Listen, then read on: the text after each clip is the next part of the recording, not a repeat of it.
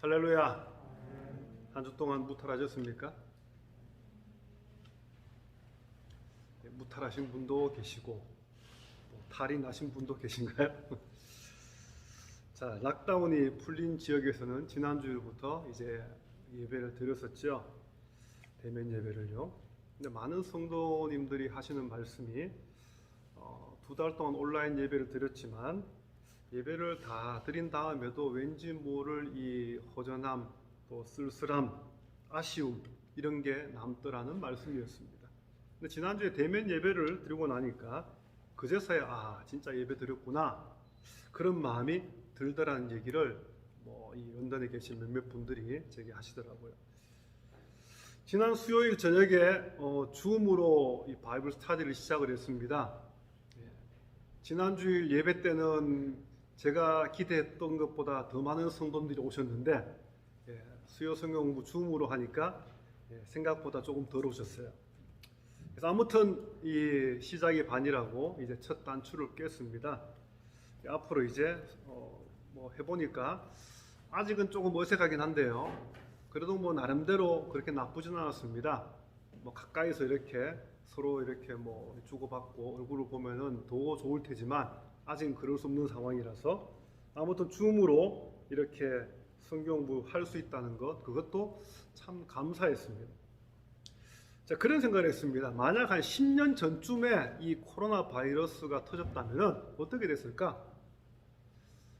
아마 더 우왕좌왕했을 것 같아요. 지금보다가 더 이 온라인이 그때도 있었지만은 지금만큼 더 기술적으로 발달이 안 됐기 때문에 그때는 줌도 잘 없었죠. 스카이프 정도나 있고 아마 그랬을 것 같습니다. 그래서 어떻게든 또 하긴 하겠지만 지금만큼은 또 아무래도 못했을지 않았을까. 10년 전만 코로나가 왔어도. 근데 그래도 이렇게 모든 이 기술적인 발달 때문에 어떻게든 어떤 식으로든 함께 우리가 예배도 드릴 수 있고 또 바이블 스터디 할 수도 있고 또 모임도 가질 수 있다는 것이 저는 그래도 감사했습니다. 여러분, 상황이 아무리 힘들고 어려워도요, 우리는 이 믿음을 끝까지 지켜야 됩니다. 방법은 다를지언정, 상황은 바뀔지언정 우리의 믿음만은 끝까지 지켜나가야 된다는 것입니다. 많은 이 젊은이들이 우리 좀 연세 드신 분들은 덜한데요, 젊은이들 경우에는 상황이 바뀌거나 환경이 바뀌어버리면은 믿음이 그냥 왔다 갔다 합니다. 이 업앤다운이 너무 심해요.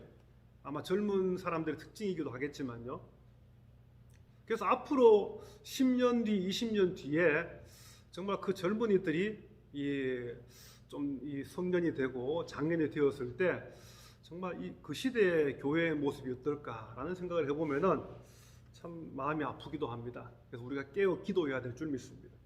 그렇게 안 되기 위해서 할 수 있는 한 우리는 최선을 다해야 된다는 것입니다. 자, 오늘 사도 바울 역시 당시 이단 사상들을 가르치는 그런 거짓 교사들 때문에 위기 가운데 교회들이 처해 있었습니다. 그래서 골로새 교회가 특히 그런 교회이기도 했고요. 왜 골로새 교회가 특별히 그런 영지주의라든지 당시에 아니면은 또 이 어떤 유대 율법주의라든지 또 아니면은 또 여러 가지 이제 혼합주의들, 여러 가지 철학 사상이라든지 또 토착 종교, 이방 종교 또 여러 사상들 이런 게 막 짬뽕이 돼가지고 그렇게 하여튼 이상한 이 기독교도 아니고 또 기독교 같기도 하고 아무튼 이상한 그런 혼합주의 사상들이 교회 안에 침투하고 있었습니다. 그래서 거짓 교사라는 것은 그런 유대 율법주의라든지 영지주의라든지 이런 혼합주의를 마치 진리인 양 교회 안에 들어와서 성도들에게 가르치고자 했던 그런 사람들이 바로 거짓 교사들이었습니다. 근데 골로새 교회는요, 나름대로 그래도 건강한 교회였지만은 그다지 이렇게 아주 파워풀한 교회는 아니었습니다. 그 당시에 이 지역들을 이렇게 살펴보면요, 왼쪽에 한 170, 80km 가면은 에베소가 있었습니다. 에베소가 제일 큰 교회고요. 그래서 에베소 교회에서 이제 북서쪽으로 이렇게 쭉 보면은, 북동쪽으로 보면 이렇게 부채 모양으로 이렇게 골로새 교회도 있고요. 그 다음에 또 라오디게아 교회도 있고 또 우리가 잘 알지는 못하지만 히에라볼리 교회도 있었습니다.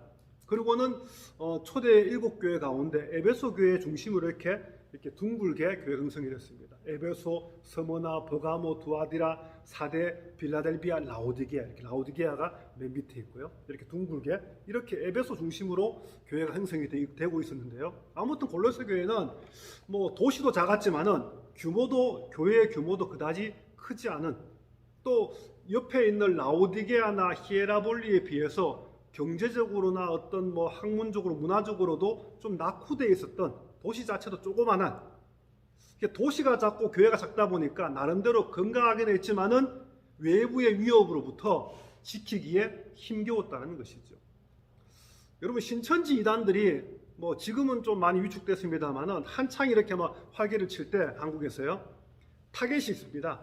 한 1000명 넘는 교회는 안 건드렸습니다. 처음에 한 50명, 100명 되는 교회 있죠. 그런 교회를 탁 건드려가 타겟 삼아가지고 아예 교회 전체를 다 신천지 교회로 만들어버리는, 그리고는 담임 목사는 쫓아내버리고, 그게 신천지가 즐겨 사용하는 방법이었습니다. 왜 그렇습니까? 한 50명쯤 되는 교회들은 어떻습니까? 열심히 있는 성도가 한 사람 등록하면은, 저분은 참 믿음의 사람이구나, 열심도 있구나, 또 헌금도 많이 드려요. 그러면은 그분에게 교회의 중요한 일들을 맡깁니다.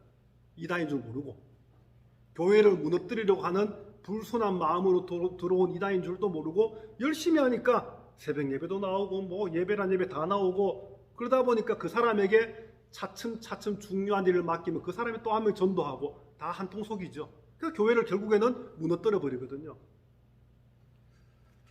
자, 골로새 교회도 그다지 규모가 크지 않은 교회이기 때문에 그런 외부의 거짓 교사들이 타겟을 삼을 만한 그런 안성맞춤인 그러한 규모였다는 것이죠. 그래서 많은 이단들이 이 골로새 교회를 넘어뜨리려고 한 그런 상황이었습니다. 아무튼 사도 바울은요, 이 거짓 교사들 때문에 골머리를 앓고 있던 그 골로새 교회를 향해서, 자, 오직 예수 그리스도의 복음이야말로, 그 비밀을 끝까지 붙잡는 것이야말로 교회를 가장 건강하게 잘 지키는 지름길이다. 다른 거 필요 없다. 오직 예수의 복음 붙잡아라. 그래야 성도들의 믿음이 굳게 설 수 있다. 그거 말씀하고 있습니다. 골로새서 내용이에요. 여러분, 바울은요, 성도가 믿음에 굳게 설 때 비로소 진정한 감사가 넘치게 된다. 그렇게 말씀했습니다.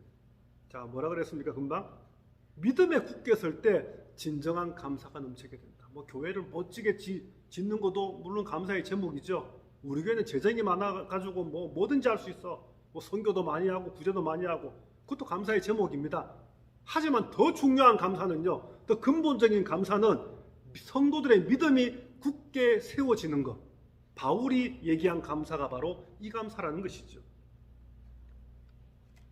이 넘치는 감사 때문에 믿음이 굳게 세워진다. 바울은 말합니다. 자, 결국 감사라고 하는 것은요, 믿음을 떠받치고 있는 기둥과 같은 겁니다. 우리 건물을 지어도 먼저 기초공사를 하고요, 그 다음에 기둥을 세우지 않습니까? 그래야 건물이 지탱할 수 있죠. 바로 감사가 바로 그런 것이라는 것이죠. 기초가 복음이라면 감사는 기둥과 같은 것입니다. 자, 이제 본문 1절 말씀부터 한번 살펴보도록 하겠습니다. 자, 1절 말씀 한번 읽어볼까요? 시작. 내가 너희와 라오디게아에 있는 자들과 무릇 내 육신의 얼굴을 보지 못한 자들을 위하여 얼마나 힘쓰는지를 너희가 알기를 원하노라. 자, 바울은 지금 골로새 교회 성도들에게 편지를 쓰고 있지 않습니까? 그런데 골로새 교회뿐만 아니라 다른 사람들도 언급하고 있죠. 라오디게아 교회에 대해서 언급합니다. 또 바울의 얼굴조차 보지 못한 성도들, 자, 정확하게 누군지 알 수 없죠. 하지만 우리가 충분히 짐작은 할 수 있습니다. 자, 내가 지금 당신들을 위해서 골로새 교회, 라오디게아 교회, 또 내 얼굴을 보지 못한, 한 번도 못 만났던 그런 성도들 향해서도 내가 얼마나 당신들을 위해서 힘쓰고 있는지를 좀 제발 알아주십시오. 자, 바울이 공치사를 잘하는 사람이었습니까? 내가 이만큼 하니까 내가 좀 알아줘. 그런 말이 아니죠. 자, 바울이 뜬금없이 라오디게아 교회를 언급한 것처럼 보이지만요, 사실은 뜬금없는 게 아니었습니다. 뭐 갑자기 그냥 언급한 것이 아니었습니다. 왜냐하면 라오디게아는요, 당시 골로새와 또 히에라볼리하고 아주 가까운 거리에 있던 그러한 지역이었습니다. 그래서 가장 높은 위치에 있던 곳이 히에라볼리고요. 여러분 히에라볼리 하면 유명한 게 있습니다. 여러분 들어보셨을 겁니다. 한 번에 15,000명이 앉아서 관람할 수 있는 원형 경기장이 있었던 곳입니다. 또 한 가지 여러분 우리 임태민 사님 가보셨는지 모르겠어요. 저도 못 가봤는데요. 터키의 파무칼레 가보셨습니까? 못 가보셨습니까? 꼭 한번 가보시기 바랍니다. 저도 이게 앞으로 언제인지 모르겠지만은 저의 가보고 싶은 곳 중에 한 곳입니다. 예전만큼 못하다 그러는데요. 왜 하얗게 이렇게 물이 막 흘러내려오는데 온천수가 흘러내려와서 석회가 껴가지고 왜 온천은 온천인데 하얗게 이렇게 막 이 층층이 있는 거 혹시 보셨습니까? 그게 파무칼레입니다. 터키 가면은 반드시 관광하는 필수 코스 중에 하나죠. 그곳이 바로 히에라볼리입니다. 지금 명칭은 제가 잊어버렸는데 아마 다른 이름인 것 같아요. 자, 여기서 한 10km쯤 떨어져 있는 곳이 라오디게아고요. 한 2시간 반이면 걸어갈 수 있는 거리입니다. 가깝다는 것이죠. 또 라오디게아에서 골로세까지는 한 2배 정도 19km 정도 떨어져 있었습니다. 우리 온타리오로 치면은 가장 쉽게 비유가 되는데요.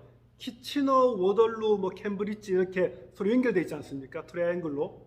바로 이 히에라볼리, 라오디게아, 골로세가 바로 그런 위치였습니다. 도시 이름은 다르고 약간 떨어져 있지만 같은 생활권에 있던 그런 지역이었던 것이죠.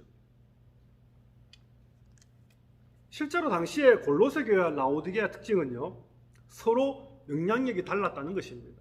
앞서도 말씀드렸지만 라오디게아 교회는요, 이 지역은 무역도 발달했고요, 또 이 금융업도 발달했고, 또 이쪽에는 이 안약이 발달해서 의학이 발달한 곳이기도 합니다. 그래서 그러다 보니까 돈이 넘쳐났던 곳이 라오디게아였습니다. 그래서 우리가 요한계시록에 보면은 초대교회 7교회를 향해서 책망받은 교회 대표적인 교회가 4대 교회하고 라오디게아 교회지 않습니까? 라오디게아 교회를 해서 뭐라 그랬습니까? 차지도 않고 덥지도 않고 미지근한 그렇게 신앙생활을 하려면은 그만둬라. 요즘 말로 치면은 하려면 제대로 하고 안 하려면 말고 그런 의미지 않습니까? 어쨌든 뜨뜻미지근한 물에 물 탄 듯 술에 술 탄 듯 그런 믿음으로 이 신앙생활을 했던 것이 라오디게아 교회였습니다. 교회가 돈은 넘쳐나는데 정작 더 중요한 그들의 믿음의 이 기초는 너무나 약했던 곳이 라오디게아였습니다.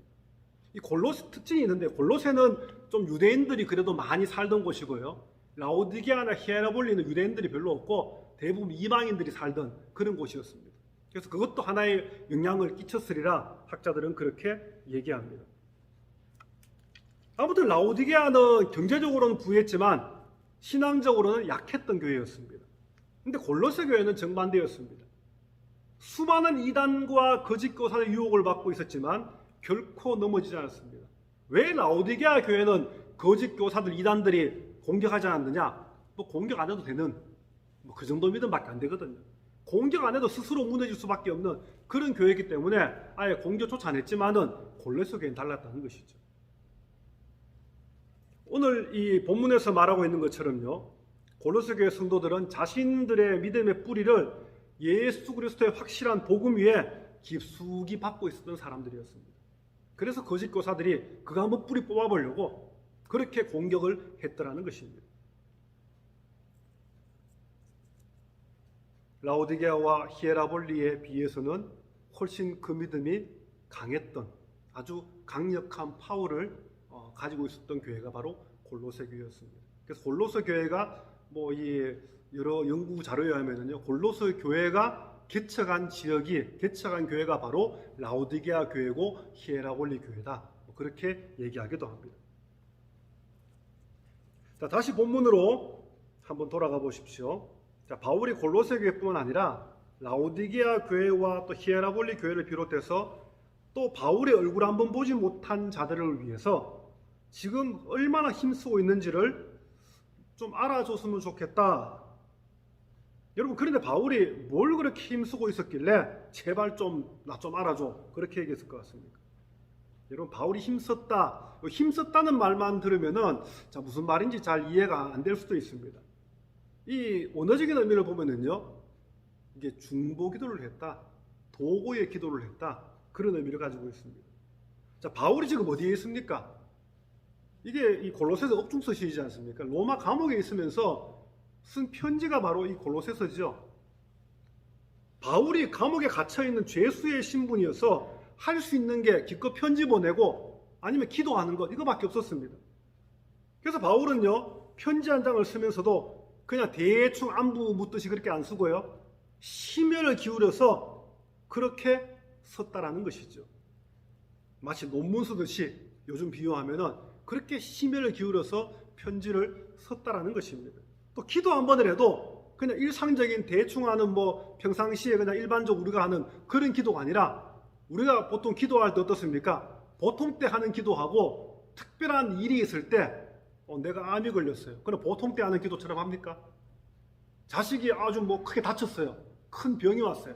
그럼 평상시 하는처럼 그렇게 기도합니까? 아니죠. 막 눈물 코 흘리면서 간절히 기도하지 않습니까?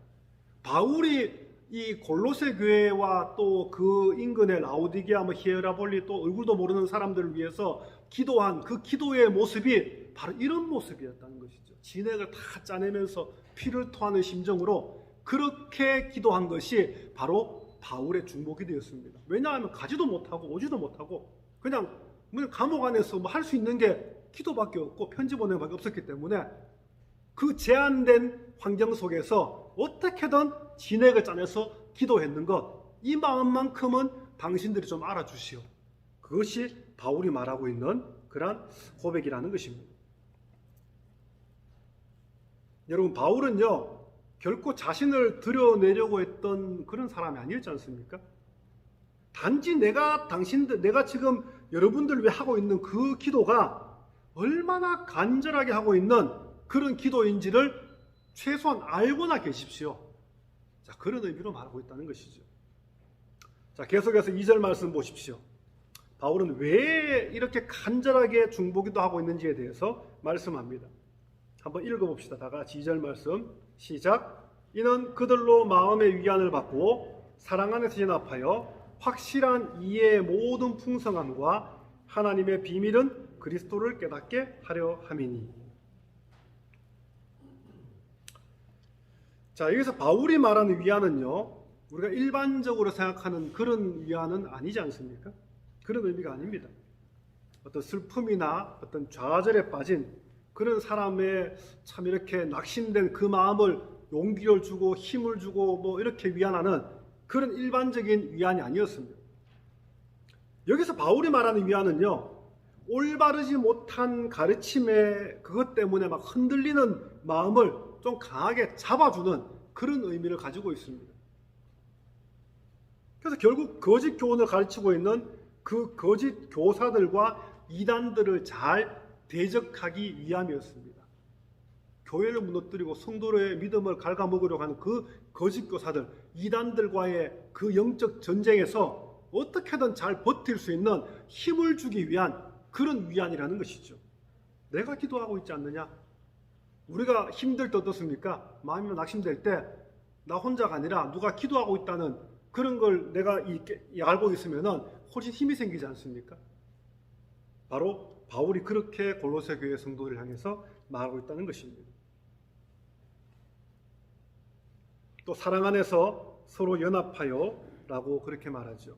이 말씀은요, 바울이 지금 아주 강력한 간절한 그 중보기도를 통해서 영적 투쟁을 하는 목적이 이 골로새, 라오디게아, 또 히에라볼리를 비롯해서 모든 성도들이 서로 사랑으로 연결되어서 결국 모든 성도들이 분열되지 않고 떨어지지 않고 그 거짓 교훈과 또 거짓 교사들에 강력하게 대항하기 위함이다.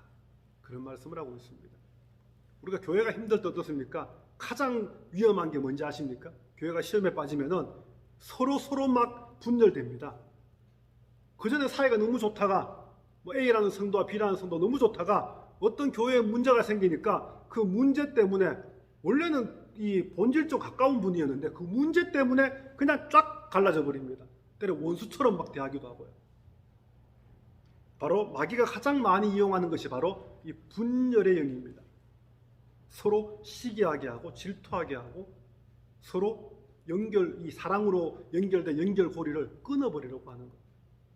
그래서 아무리 교회가 힘들어도 시험에 빠져도요, 연결고리만 계속 붙잡고 있으면은, 우리가 부부가 결혼해도 어떻습니까? 살다 보면 얼마나 이게 위기가 많이 옵니까? 근데 사랑이라는 이 줄로 연결되어 있으면은 그 위기를 어떻게든 극복해 나가더라는 것입니다. 하지만 다른 거 다 괜찮아도 사랑이 깨져버리면은, 신뢰가 깨져버리면은 어떻습니까? 결국에는 가정도 깨져버리고 교회도 깨져버리더라는 것입니다. 위기가 중요한 게 아니라 관계가 훨씬 더 중요하다는 것을 바울은 얘기해주고 있습니다. 또 확실한 이해의 모든 풍성함과 하나님의 비밀인 그리스도를 깨닫게 함이니, 그렇게 말씀하죠. 여기 이해라는 말도요, 그냥 뭐 understand 이런 뜻이 아닙니다. 원래 원어의 뜻은요, 통찰력, 인사이트라 그러죠.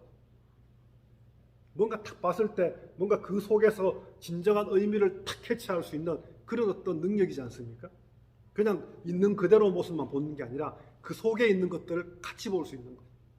그게 통찰력이지 않습니까? 결국 확실한 통찰력이 있어야지만 거짓 교훈을 가르치는 그 거짓 교사들, 이단들을 분별할 수 있습니다. 이 통찰력은 뭐 사업하는 사람들이 이거 사업 되겠다 이런 인사이트가 아니고요, 영적인 인사이트입니다. 영적인 인사이트, 믿음의 통찰력을 얘기합니다. 그래서 이단들을 분별할 수 있고요, 아무리 솔깃하게 뭐 들린다 할지라도 저건 아니구나 캐치할 수 있다는 것이죠. 통찰력이 있으면. 그래서 하나님의 비밀을 깨달아서 온전한 믿음으로 설 수 있기 때문에 내가 간절히 중보기도 한다. 바울은 그렇게 말합니다. 근데 여기서 중보기보다 훨씬 더 중요한 것이 있습니다. 하나님의 비밀인 그리스도. 자, 기도를 왜 합니까? 바로 예수를 증거하기 위해서 하죠. 예수를 나타내기 위해서입니다. 예수님이 내게 하신 그 말씀대로 살기 위해서, 내게 주신 사명 감당하기 위해서 그렇게 기도하고 신앙생활하지 않습니까? 그래서 가장 중요한 것은 바로 예수 그리스도라는 비밀이라는 것이죠. 바로 복음이 가장 중요합니다. 이것은요, 바울이 골로새 교회 성도들의 간절히 원했던 최종적인 목표였습니다. 왜냐하면 하나님의 모든 계획과 지혜는요, 그리스도 안에 나타나 있고 또 그리스도를 통해 하나님의 섭리와 지혜를 이해할 수 있기 때문에 그렇습니다. 아무리 똑똑한 사람도 뭐 박사학위 몇 개 있다는 사람도요, 하나님의 말씀의 진리를 잘 이해하지 못합니다. 어떤 문자적으로 어떤 뭐 그런 뭐 이해는 다 되겠죠. 그런데 그 속에 영적 의미는 캐치 못한다는 것이죠. 결국 믿음의 사람만 캐치할 수 있습니다. 또 하나님이 우리에게 그런 통찰력을 부어주실 때 이 말씀이 이 말씀이었구나 깨닫게 되더라는 것이죠. 그래서 바울은 그리스도 안에 드러난 하나님의 비밀을 깨달아 아는 것이야말로 모든 성도들에게 가장 필요한 것이다. 그래서 내가 중보기도 한다. 그렇게 말씀합니다. 이제 본문 3절 말씀 보십시오. 자, 2절 말씀하고 쫙 연결되는 말씀인데요. 여러분, 바울은요, 하나님의 비밀인 그리스도 안에서는 모든 지혜와 지식이 감추어져 있다. 또 그 지혜와 지식은 같이 연결되어 있다. 그거 강조하지 않습니까?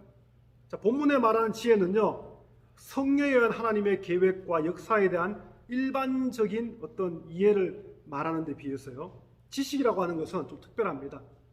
이건 특별히 복음에 대한 그런 이해를 말합니다.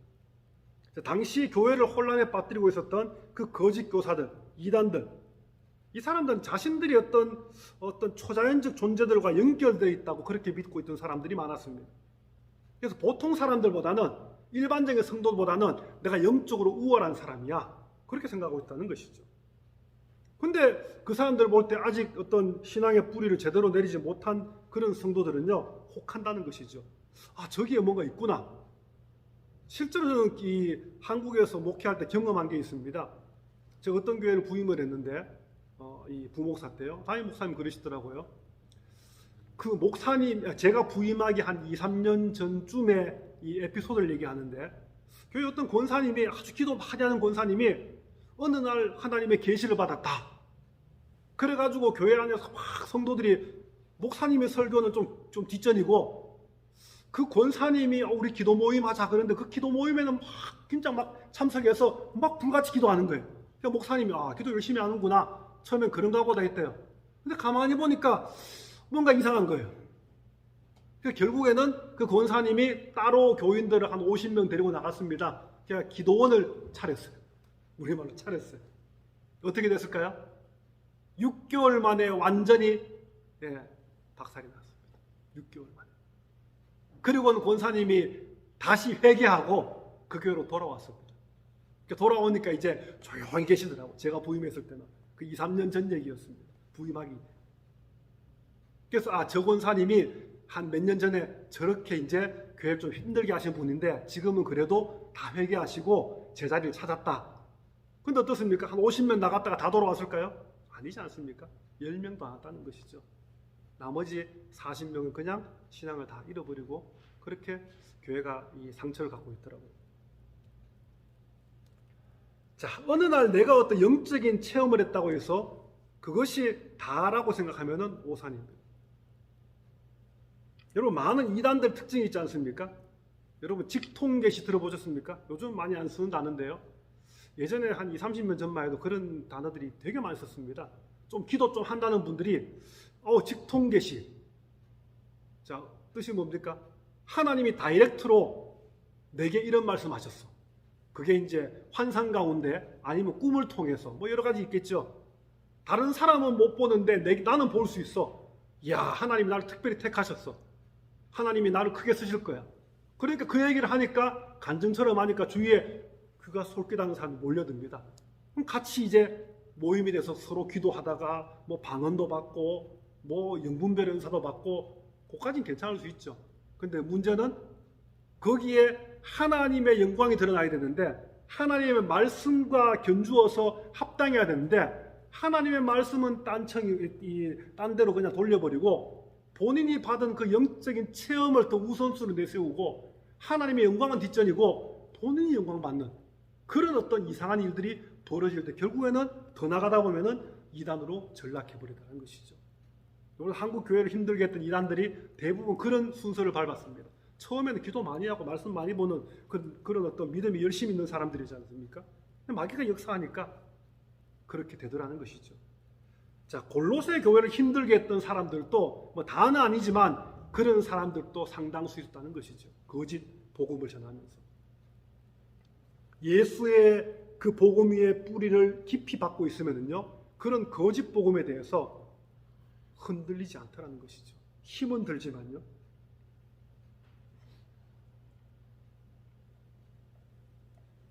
여러분, 예수님이 오시기 전에는요, 하나님의 비밀이었던 그 지혜와 지식이 감추어져 있었다. 성경은 그렇게 말하죠. 하지만 예수님이 오시고 난 이후로는 예수님이 오신 그것 때문에 그 모든 지혜와 지식이 이제 만천하에 드러났습니다. 이것은 사람의 노력에 의해서가 아니라 오직 하나님의 은혜가 드러나게 되었다는 것이죠. 그게 바로 복음이지 않습니까? 계속해서 바울은 말합니다. 내가 이렇게까지 말하는 이유는 거짓 교사들이 교묘한 말로 너희들을 속이지 못하게 함이라. 들어보면 다 그럴듯한데 그건 진짜 복음이 아니다. 그저 귀에 솔깃할 뿐이다. 자, 로마 감옥에 갇혀있던 그 바울이요, 물리적으로는 결코 골로새 교회, 라오디게아 교회, 그 인근의 성도들과 함께할 수 없었습니다. 갈 수 없으니까. 하지만 영적으로는 얼마든지 지금 성도들이 겪고 있는 그 고난에 나도 동참할 수 있다. 얼마든지 중보기도를 통해서 당신들과 함께할 수 있다는 거, 나는 그게 감사하다. 그게 바울이 말하고 있는 고백입니다.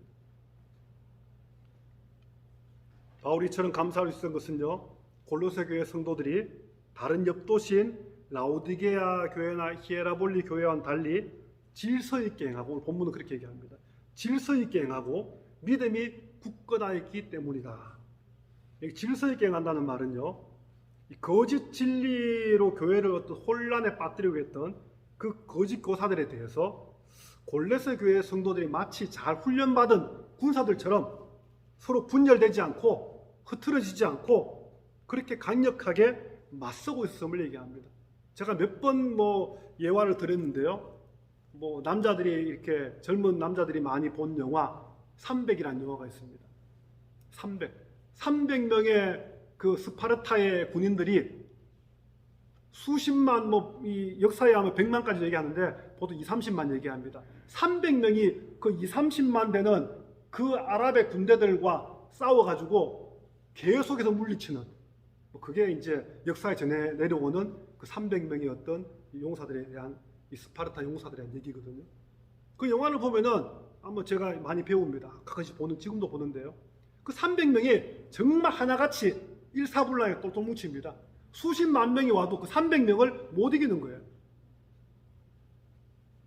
골로새 교회 성도들이 바로 그러했다는 것이죠. 아무리 이단들 공격해도 거짓 교사들이 막 찔러도 서로 흐트럼 없이 질서 있게 그렇게 하나가 되어 있었던 교회가 골로새 교회였다는 것입니다. 그래서 골로새 교회 성도들의 믿음 또한 당연히 굳게 세워질 수 있습니다. 바울은 골로새 교회 성도로 인해서 비록 내가 로마 감옥에 갇혀 있는 신세지만 나는 기뻐하고 감사할 수밖에 없습니다. 그렇게 말합니다. 이것이 바로 목자의 심정이고요. 또 예수님의 마음이지 않습니까? 목사인 저 역시도요, 목회를 하면서 가장 기쁠 때가 있습니다. 뭐 다른 것도 기쁠 때가 많지만요, 가장 감사하고 기쁠 때는 믿음이 별로 없던 성도가 제가 처음 만났을 때 그분이 시간이 가면서 점점 믿음이 자라는 모습이 막 눈에 보이는 거예요. 그럴 때 너무너무 기쁩니다. 바울이 지금 골로새 교회 성도를 보면서 기뻐하고 감사할 수밖에 없었던 이유가 바로 여기에 있었다는 것이죠.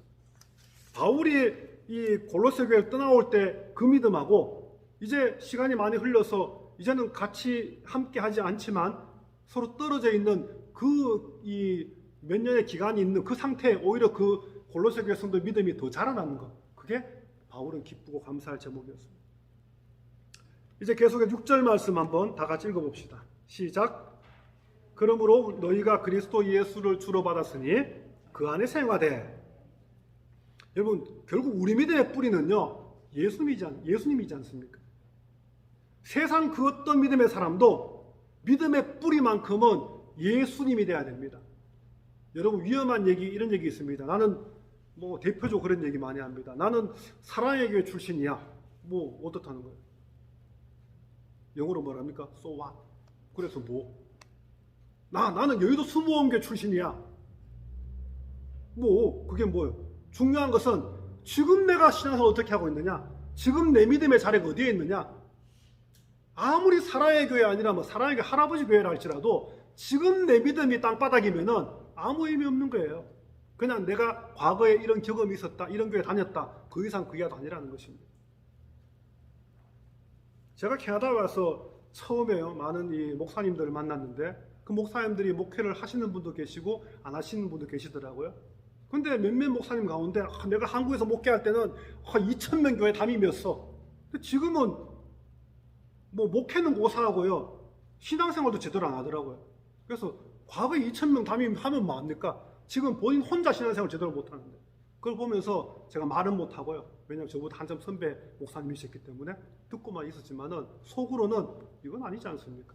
그런 생각이 들었습니다. 지금 내가 어떤 모습으로 신앙생활하는가, 그게 더 중요하다는 것이죠.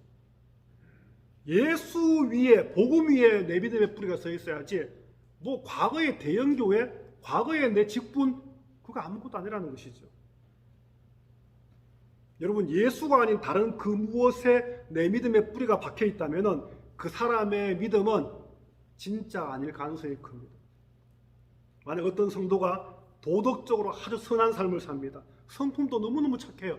저분은 법 없이 살 사람이야. 또 인격도 너무너무 좋아요. 인품도 좋고 평소에 좋은 일도 많이 하고 도네이션도 많이 하고요. 그러면 어떻습니까? 우리가 그분은 당연히 믿음의 사람일 거야 라고 단정 짓지 않습니까? 물론 그럴 확률이 한 90%쯤 되겠죠. 하지만 10%는 아닐 수도 있습니다. 왜냐하면 믿음이 없는 사람도 그렇게 살 수 있거든요. 또 이단들 가운데 뭐 제가 보면 왜 몰몬교도들 있죠. 여러분들 가끔 보지 않습니까? 몰몬교도들, 또 아니면 여호와의 증인들. 며칠 전에 저희 집에 편지가 나왔어요. 제 아내 이름으로. 그래서 그 사람이 신분까지 다 밝히고 주소까지 다 밝히고 이름까지 다 밝혔더라고요. 근데 내용을 보니까 파수대. 런던에도 여호와의 증인 그 왕국회관은 없는데, 뭐 이 한인들이 하는 없는데 여호와의 증인이 있더라고요. 그래서 제 아내 이름이 신혜정이거든요. 신혜정 선생님께 이래가지고 왔더라고요. 그래서 딱 보니까 파수대 이 간지를 넣어가지고 그래서 또 편지도 안 썼더라고. 이야, 좀 심각하구나. 근데 우리는 과연 뭐 하고 있나?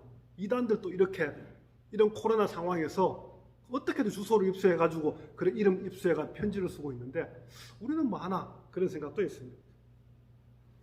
자, 여호와의 증인이나 몰몬 교도들이 이 북미 지역에서 좀 선하게 삽니다. 제가 볼 때 뭐 다는 아니겠지만요. 제가 경험한 분들은 되게 인격적이고 성품도 좋아요. 좋은 일도 많이 하고.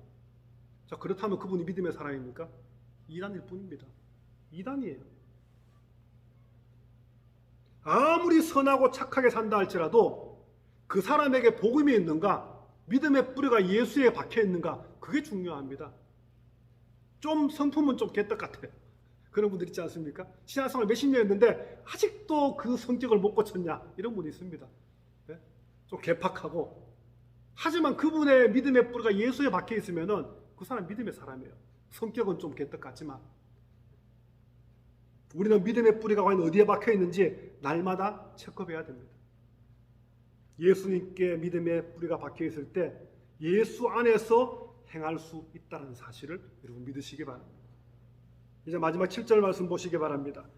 우리 잘 아는 말씀이죠. 그 안에 뿌리를 박으며 세움을 받아 교훈을 받은 대로 믿음에 굳게 서서 감사함을 넘치게 하라. 여러분, 우리가 어떻게 신앙생활해야 넘치는 감사를 할 수 있겠습니까? 하나님이 나를 특별히 선택하셔서 매일같이 그냥 직통 계시를 그냥 꿈만 꾸며 하나님이 메시지를 팍팍 주시더라. 자, 그럼 어떨 것 같습니까? 행복할 것 같습니까? 혹시라도 그렇게 된다면 저는 그런 마음이 들 것 같아요. 되게 부담스러울 것 같아요. 되게 막 스트레스 받을 것 같아요. 제 결혼식 주례를 했던 목사님이 계시는데요. 한 10여 년 전에 소천하셨습니다. 제 주례, 그분 은퇴하시기 한 6개월 전에 제 주례를 하셨는데 한 10년 전쯤에 이제 소천하셨는데요. 이분이 정말 영성이 그 한창 활동할 때 제 나이 때 그때 좀 더 지나서는 그 한 10년 동안은 한강 이남에서는 가장 영성이 탁월하신 목사님, 이렇게 닉네임 붙을 정도로 그렇게 탁월하신 분이셨어요.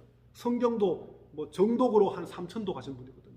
정독으로, 속독이 아니고 늘 말씀, 기도 이렇게 그냥 그러신 분이셨는데 이분이 제하고 비슷한 나이였을 때, 한창 목회할 때 그런 에피소드였습니다. 제가 어떤 집회 때 어릴 때 들었는데요. 달라고 구하지도 않았는데 어느 날 갑자기 자고 일어나니까 하나님 투시의 은사를 주시더래요. 투시의 은사. 일반적인 은사는 아니지 않습니까? 근데 목사님 투시의 은사를 받았는데 기도도 안 했는데 갑자기 주어졌어요. 한번 경험해 보라고 하신 것 같아요. 사람의 마음이 다 읽어지는 거예요. 겉으로 웃고 있는데 어떤 집사님이 와가지고 목사님 지난주일 말씀의 은혜 너무 많이 받았습니다. 근데 그 마음은 정반대예요. 은혜는커녕 무슨 말씀을 그렇게, 그게 읽어지는 거예요. 웃고 있고 말은 그렇게 안 하는데 너무 괴롭지 않습니까? 또 다른 성도를 만났는데요. 신앙생활 열심히 하는 분인 줄 알았는데 지난 그 주중에 이분이 룸살롱 갔다 온 게 막 보이는 거예요.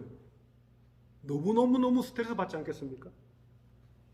너무너무 힘들어가 잠도 잘 못 자고 괴로웠어요. 하나님 제발 좀 이 은사는 가져가 주십시오. 그러니까 일주일쯤 지나고 하나님이 가져가시더라는 거죠. 그런 이 집회 가운데 그런 간증을 들은 적이 있습니다. 여러분, 우리 믿음의 뿌리는요, 예수 그리스도 안에 박혀 있어야 됩니다. 또 특별한 어떤 초자연적인 어떤 신비한 체험, 직통 계시, 거기에 믿음의 뿌리가 박혀 있으면은 곤란합니다. 언제든 무너질 수 있습니다.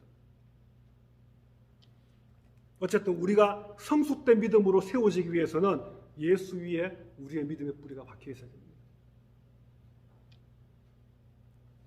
또 하나님의 주신 진리의 말씀대로 기꺼이 순종하는 삶을 살아갈 때 그때 비로소 우리 믿음이 굳게 세워지게 된다는 사실을 여러분 믿으시기 바랍니다. 여러분, 이 믿음은요, 오늘 설교의 제목처럼 넘치는 감사로 인해서 세워진다는 사실을 믿으시기 바랍니다. 그래서 날마다 성숙된 믿음으로 세워지는 저와 여러분 되시기를 주님의 이름으로 축원합니다.